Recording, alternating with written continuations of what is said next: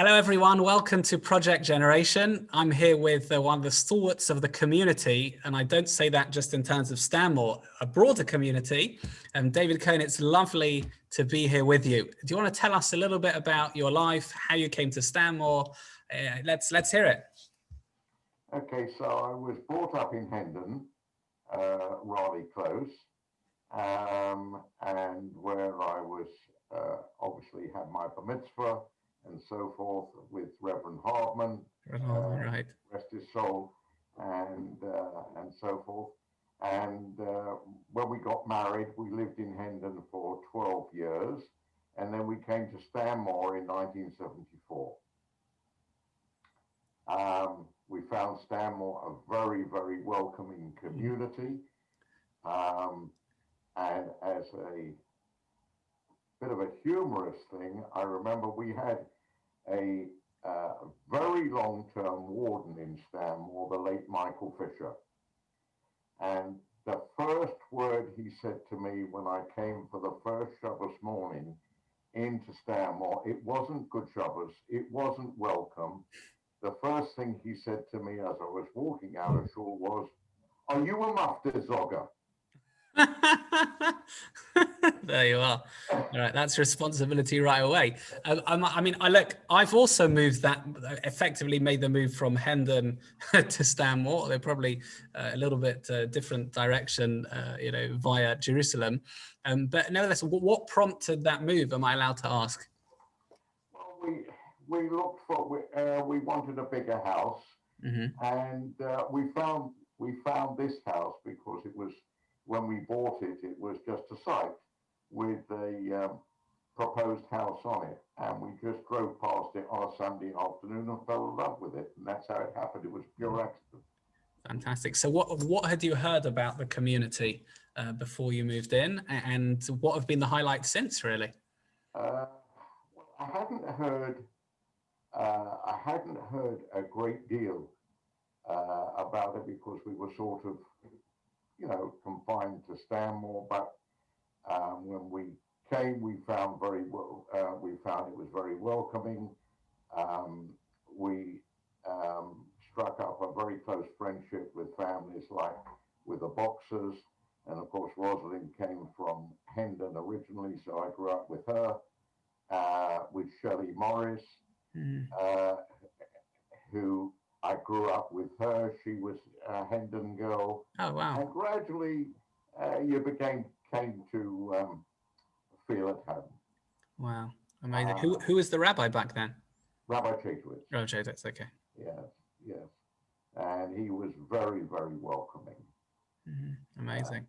And so welcoming. what have been the highlights over the year? I definitely know, I'm going to play highlight bingo over here. I know one that you're going to say, and if you don't, I'm going to prompt you on it. But what have been the standout moments, or even, the funny or surprising moments? You've been here, 40 years, am I right? Over 40 years. Wow. Over 40 years, yes. 74, 46 years. Wow. Yeah. What have been, when we came here, we already came with a little bit of a reputation, having been involved in Israel charities and so forth. And we came to get, we immediately became involved in the community. There was a very good sort of a young ladies guild in those days called New Horizons, and Merlis got involved in New Horizons. I had been involved already in small way in the JIA in those days with the late David Thompson. So I came with a bit of a reputation and there already. So we started to get involved there. And then very short, this was the height of the Soviet Jewry campaign. And under me and people like Warren Shear and Ronnie Metzger and Alan Orchover and a few others, Stanmore became one of the leading community organizations for participating in the Soviet Jewry campaign. Amazing. Several of us went on individual missions, and they were very important missions, and we made very important contacts. I know I'm converting to the preached already, or adding fuel to the fire, but there is something to be said that this is not a period we teach too much in our schools, do we? Correct. Correct. We don't teach it in our schools here. It doesn't appear even on the, as far as I know, in the curriculum of education, even in the schools in Israel, which to me is a terrible, terrible thing. Why? Because we lost 6 million of our people. And then we get, thank God, within 4 years, we have Israel. And then suddenly, during the, can't remember now, my mind's going, whether it was a 67 or 73 war, there was a BBC World broadcast that was picked up by several people in Russia all over the place, which said Israel is winning, and was absolutely against what the Soviet people had been told, that Israel was being annihilated.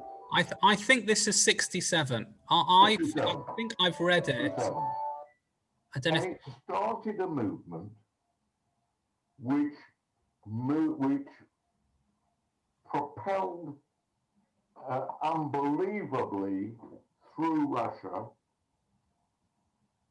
and we suddenly find that 2 million of our people have been found, whether they were observant or they weren't observant, whether they had an education, but we found 2 million, a third of the number that we lost. Now this, to me and to several of my friends and associates, was a miracle from God. What's also shocking is that it's very current, meaning it's not that long ago. We know the people who went through it. The themes are very, relatable. These are people who other Jews cared for, who were stuck spiritually, physically. I don't know. I just don't know why we don't teach it more. And stories of courage. The stories of courage are unbelievable, and many of us who took part in the campaign were privileged to meet people who actually were of that courage.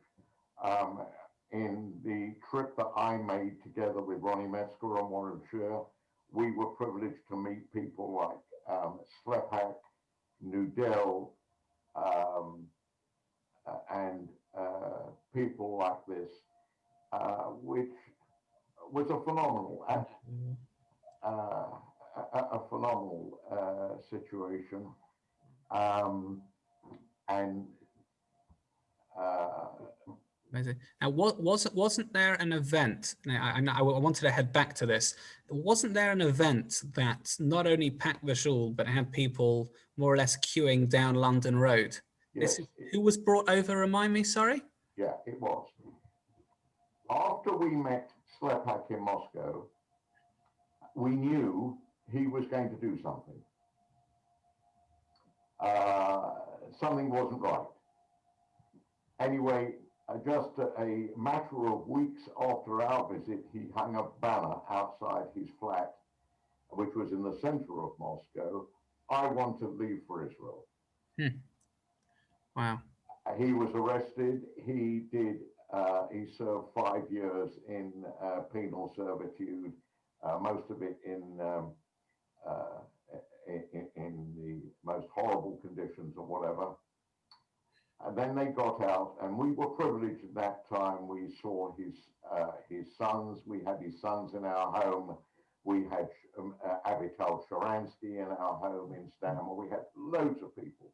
Wow. And anyway, we Slepak eventually got out, went to Israel with his wife, and within a few months came to London. And because of the prominence of Stanmore in the campaign, we hosted the London Rally, which was the largest event ever held in Stanmore Shul. We had 2,000 people in the building. Wow. The event took place in the Shul, was relayed into the Freeman Sussman Hall, which was packed.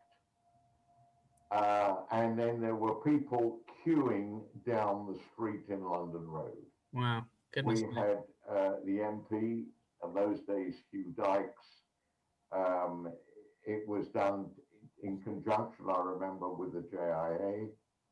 I chaired the meeting, and one of the biggest thrills in my life actually was to bring him into the shul and to introduce him, and it was quite a phenomenal event. Incredible. Wow. Incredible. Wow. And I guess fast forwarding a little bit, what do you notice in terms of how the community has moved, changed? You know, we're into the 2020s. Well, we kind of hit the first digit. We're about to hit number one soon. You know, what do you think A has changed, and kind of B, if you're talking to the younger generation, what do you think they need to be aware of, look out for, hold on to? What do you think the messages over there are? Well, the community has changed and aged considerably. Most of the people that we came to know and to love and became our friends, they've either moved away or are no longer with us. To me, it doesn't have a real passionate causes. I mean, the Soviet Jewry cause, the cause of Israel, because it was still new. Today we take it for granted. Sure. We just take it for granted. Today it's bordering on becoming a world power, certainly a major power in the Middle East. Mm-hmm. You know, I still remember the first time that we went to Israel, where okay, you could go into a restaurant, they didn't have this and they didn't have that, and there was no sophistication and so forth. And you were living part of something that was happening. We went on missions. I suppose I must have gone on about 20 odd missions. Wow. Led some of them all over the country to see schools being built, to see hospitals being built, to see. Today we see phenomenal university campuses. They weren't there. Mm. Nothing was there, right? And this time it just wasn't there. Jerusalem wasn't yet one city. Right. Right. Right? And so forth. And I remember the excitement when the day that Jerusalem was, we captured Jerusalem now. That we failed, our generation has failed to actually, to bring it into the next generation that they feel it. I think we need to invent some form of time machine, and maybe transport people my age back for about 10 minutes. Well, let me tell you one story, which is I will never forget.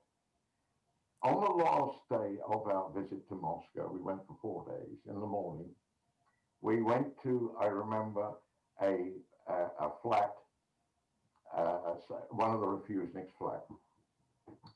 And a young man comes up to me with 4 sheets of paper. Okay.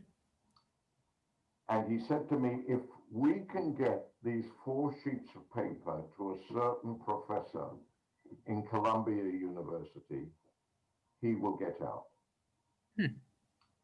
And we look at this paper, and I must say, I'm not bragging, but there were 4 of us there, and we look at this paper, and it was sort of X minus Y plus pi, all this kind of thing.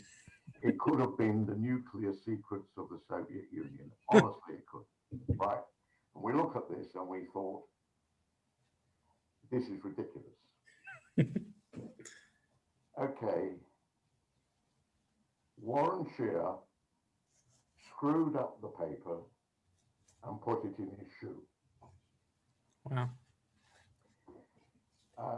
As it so happens, we went from there to the airport. Warren and I and my friend got through, and Ronnie Metzger was strip searched. So can you imagine? Wow. 6 months later, Merlis and I are walking down the street in Jerusalem, leading to the King David Hotel. And a young man is running and shouting after me, David, David, David. And it's that young man. Wow. Do you know what the paper, that's fantastic, phenomenal. Do you know what the papers were? Daniel, I'd rather not ask. They had to have been top secret. Wow. Whatever it is. Unbelievable. They had to have been. Now that's just one type of, episode in the excitement of what there was in those days, and so many people experienced Amazing. This type of thing. Amazing. I can see our time. I feel very bad to say this, but our time is probably got about a minute or so left. I guess if there was, I don't know, a message that younger generation, what are we saying? Are we saying don't take things for granted? Are we saying get used to struggling? Are we saying don't assume that life will always be the same? Don't assume that life will always be the same, because we're seeing now that it's not the same now as it was last year. So don't assume that. But also don't take for granted. Don't take Israel for granted now. It took 2,000 years for us to get where we are now. And it took many millions of lives to get to where we are now. Mm-hmm. And there's no guarantee that it won't cost more Jewish lives to keep Israel from going forward in the future. Mm-hmm. Yes, thank God now with new